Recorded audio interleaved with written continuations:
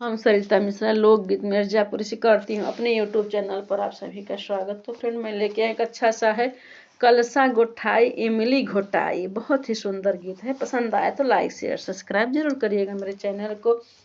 लिखिला सगुना पाती भेजला सुदीना जी, लिखिला सगुना पाती भेजला सुदीना जी।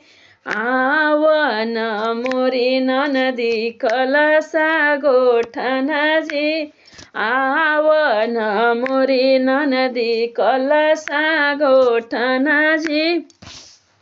सात सोहागिन मिली गीतिया उठावै जी, सात सोहागिन मिली गीतिया उठावै जी। हमारी दुलारी ननदी कलसा गोठई आवै जी, हमारी दुलारी ननदी कलसा गोठई आवै जी।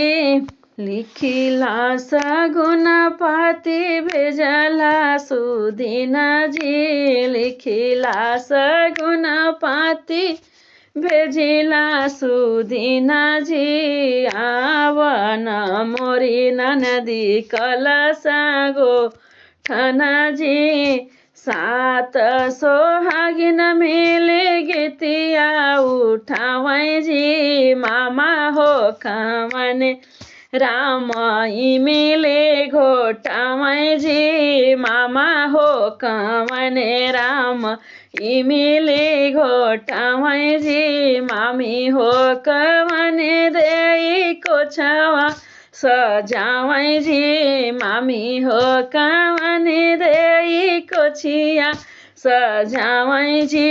लिखिला सगुना पाती भेजिला सुदीना जी, आवन मोरी ननदी कलसा गोठना जी, आव